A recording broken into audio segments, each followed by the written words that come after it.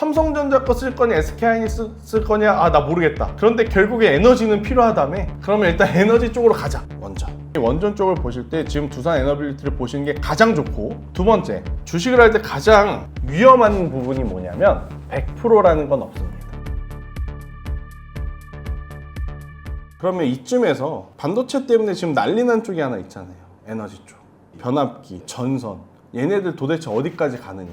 지금 사도 되느냐. 저는 계속 사도 될 것 같아요. 저는 개발되잖아요. 사실 고민이 됩니다. 전선주를 대체할 만한 친구들이 오늘 나왔기 때문에 원전은 없어져야 되는 거 아니에요? 자, 잘 생각해봐요. 잘 생각해보자고. 지금 환경 관련 때문에 원전은 없애야 되잖아요. 이거는 이 PD님의 개인적 의견이기 때문에 저랑은 상관없다라는 거 다시 한번. 얼마 전에 라디오에서 들었는데 뭐 소형 원전도 이제 회사에서 그쵸. 그거 한다 했는데 끝내 전문가가 얘기한 거는 또 환경 관련 때문에 이것도 안 되는 거 아니냐 뭐 이런 식 얘기가 나오고. 자, 그런데 한번 잘 생각을 해보자고요. 반도체 AI가 필요한 전력은 언제부터예요? 지금부터잖아요. 네, 지금 당장. 그런데 원전은 지금 오케이 야 건설해 그러면 다음 주부터 원전 돌아가나요? 아니잖아요. 최소 3년, 최대 7년, 원전 크기에 따라 10년도 걸린다라고 해요. 자, 그러면 원전은 사실 지금 당장 어떻게 보면 에너지를 공급할 수 있는 에너지는 아닌 거예요. 하지만 나중을 생각해 봤었을 때 같이 발전시켜 나가야 되는 에너지임은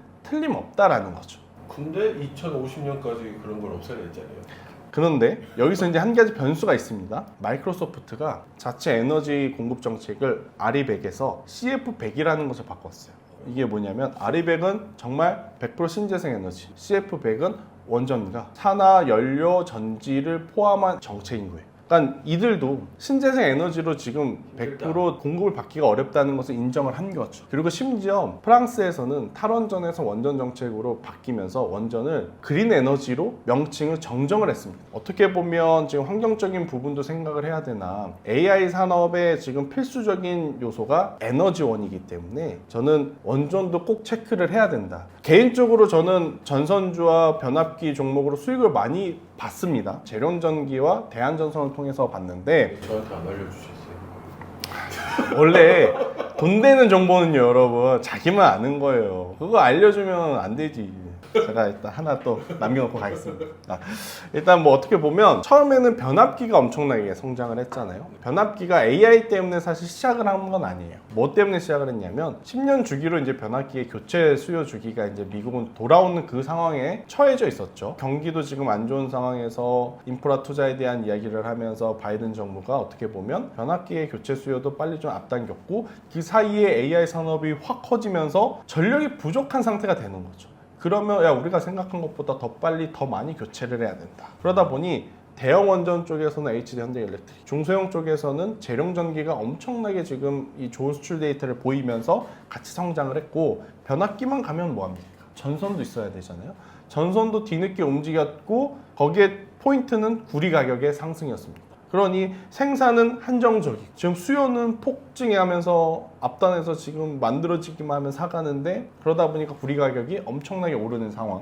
자, 그런데 최근에 구리 가격이 소폭 조정이 나오고 있습니다. 여기서 이제 우리는 투자의 포인트를 그러면 계속 구리 관련주 전선주를 볼 것이냐, 아니면 구리 가격이 조정이 나오면서 반대로 조금 더 크게 상승이 나온 쪽을 바라봐야 되느냐, 이건 사실 구독자들만의 성향에 따라 다를 수 있는데 저는 대체안으로 지금 떠오르는 게 천연가스, 원전 이런 쪽은 꼭 보셔야 된다 생각이 들어요. 구리 가격은 소폭 잠시 쉬어갑니다. 더 오를 거예요. 그 사이에 가장 크게 원자재 상승이 일어난 또 제품 하나가 천연가스입니다. 천연가스가 왜 오르느냐? AI 전력 지금 필요하기 때문에 천연가스가 떠오르는 거예요. 천연가스가 가격이 오르고 천연가스를 실어 날아야 되다 보니 배 운임도 오르고, 또 천연가스를 실어 날아야 되다 보니 우리나라 배도 필요하니까 조선주도 오르고, 배가 많이 필요하니까 거기에 기자재들도 오르고, 그런 사이클이 지금 돌아가는 거거든요. 그런 상황 속에 오늘 어떤 뉴스가 나왔냐면 미국에서 두산이 드디어 일을 냈습니다.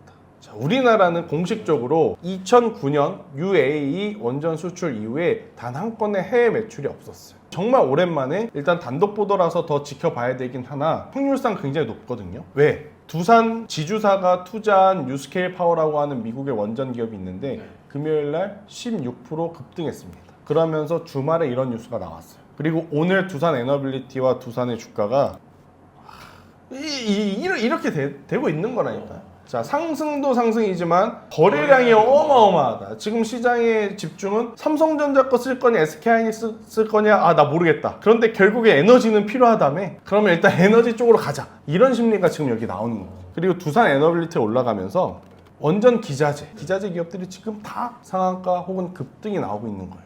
일단은 시장에서 왜 올랐느냐, 그리고 앞으로 올라갈 수 있는 명분이 또 뭐가 있느냐. 자, 우리나라는 지금 6월 말에 7월 초에 체코 신규 원전을 따내올 수 있느냐 없느냐 기로에 서 있습니다. 그럼 한 달 동안 원전주들의 흐름은 좋을 수 있다. 왜? 체코 입장에서도 이런 거죠. 미국이 두산이랑 계약했대. 야, 두산 어느 나라에 있냐? 한국에 있는데요. 아, 그래? 야, 한국 기업들 잘 체크 한번 해봐. 이럴 수 있지 않을까요? 네. 저는 그런 생각이 들어서 이렇게 되면 체코 신규 원전 사업에 우리가 사실 미국에 대한 이슈가 아니더라도 좀 유리한 부분들이 많았거든요. 그런데 여기에 미국까지 도와준다? 그러면 저는 가능성이 높다 생각이 드는데, 우리나라가 어떤 부분에서 유리했느냐? 단가 차이입니다.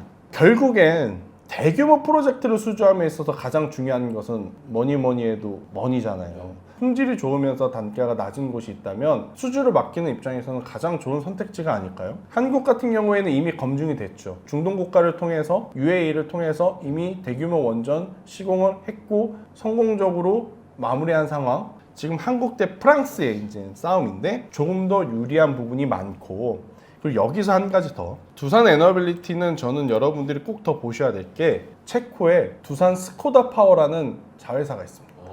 그럼 이 기업이 언제부터 여기에 있었느냐? 2009년부터 있었다 그래요. 그러니까 두산은 그때부터 유럽에 진출을 하기 위해서 기반을 마련해 놓은 거예요.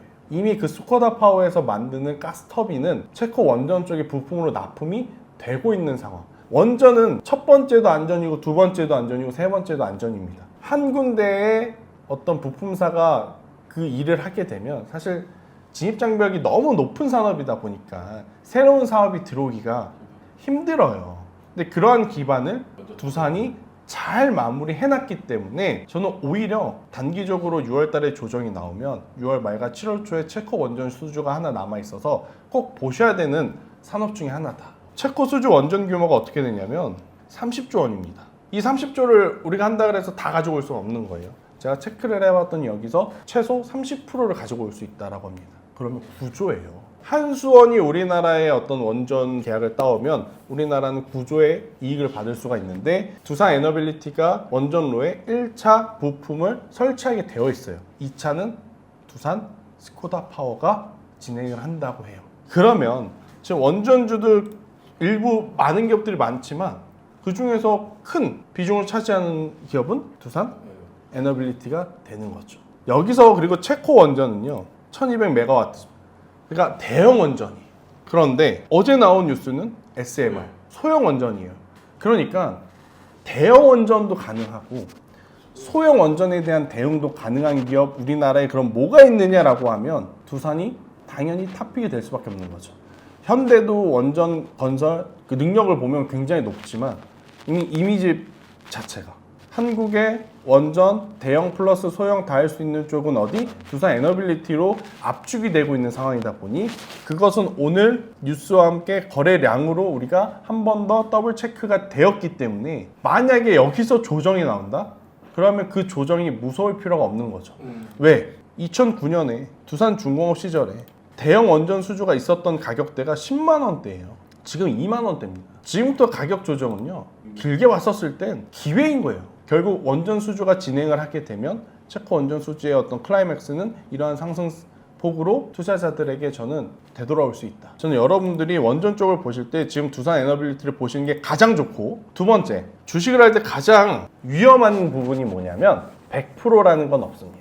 제가 항상 삼성전자도 그 100%를 믿다가 당한 거죠. 올해 여름에 2분기에 HBM 퀄테스트 통과 가능할 거야. 그런데 안 됐잖아요. 이럴 때 당하는 거잖아요. 원전도 마찬가지입니다. 제가 팩트 기준으로 두산 에너빌리티가 좋다라는 것을 설명드렸지만 그것은 우리들의 입장일 뿐이지 사업을 하는 입장에서는 우리보다 더 많은 정보를 보기 때문에 다를 수 있죠. 만약에 안 되었을 경우로 생각을 했었을 때 좀 상대적으로 버틸 수 있는 쪽은 뭐인 거냐, 이런 기업을 한번 체크를 해야 되는데, 자, 여러분들이 부품사들을 볼 때 작은 중소형 기업들을 볼 때 꼭 봐야 되는 것은 수주 잔고라는 것을 보셔야 됩니다. 이 수주 잔고가 많으면 많을수록 좋은 거예요. 당연하죠. 왜? 그러니까. 이 회사가 딴짓 안 하고 일만 열심히 하면 이 돈은 벌 수 있다라는 것을 어느 정도 인정이 되는 데이터이기 때문에. 자, 저는 여러분들이 두산 에너빌리티를 보면서 이 BHI라는 기업을 꼭 같이 보셨으면 좋겠는 게 BHI의 원전 매출은 아직은 10%입니다. 그런데 두산이 수주를 성공하고 성장을 하면 그 원전 매출은 당연히 올라가. 더 커지겠죠. 그러면 지금보다 훨씬 더 플러스 알파적인 요인이 많아서 주가는 올라갈 확률이 높은 겁니다. 그런데 두산이 실패를 해요. 원전 기업들이 어떻게 보면 투심이 악화가 돼요. 그러면 BHI도 사실은 원전주로 분류가 되니까 조정이 나오겠죠. 하지만 피해를 보는 쪽은 전체 매출의 10%일 뿐.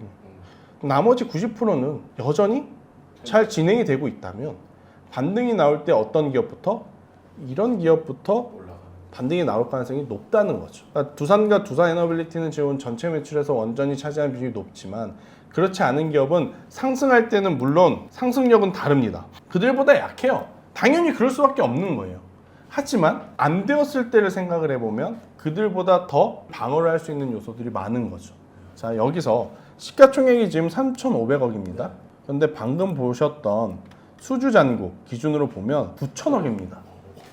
그러니까 본인의 시가총액보다 3배 이상 더 많은 수주잔고를 가지고 있는 기업이 바로 BHI이고, 이 기업이 그럼 무엇을 만드는 회사냐? HRSG라 그래서 지금 현재 우리가 알고 있는 화석, 예. 플랜트, 석탄 떼고 뭐 이런 거, 그런 것을 만들어요. 그래서 에너지는 지금 당장 필요하다 보니 천연가스가 많이 들어오잖아요. 그럼 당연히 그 플랜트에서 돌린단 말이에요. 그러면 그 플랜트 공장을 많이 돌리면 돌릴수록 거기에 정비라든지 장비를 납품하는 BHI는 일감이 많을 수밖에 없는 거죠. 두산 에너빌리티라든지 두산이 우리가 생각하는 어떤 결과치를 가지고 오지 못하더라도 BHI는 기존에 영위하고 있는 사업 자체가 이미 수주잔고가 탄탄하기 때문에 만약에 없으신 분들은 그 조정이 나오기를 기다리는 거죠. 그리고 그 조정이 실제로 나오면 겁먹을 필요 없고 고민할 필요가 없이 트레이딩 전략을 세우면 되는 거예요. 그래서 여러분들이 내가 지금 가지고 가야 할 종목과 가지고 가지 말아야 할 종목에 대해서는 감으로 하면 의미가 없습니다. 팩트로 저는 해야 되고, 삼성전자가 강하면 이런 이슈에 관심도가 많이 떨어집니다. 우리나라 시장은. 하지만 삼성전자가 지금 비리비리 하잖아요. 그러니까 오히려 이쪽에 관심도가 더 높아질 수밖에 없음을 우리는 인정을 하고 그 시장에 맞게 전략을 대응을 해야지. 이건 어느 때나 마찬가지입니다.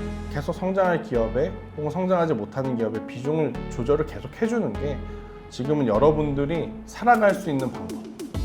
안 그럼 다 죽습니다.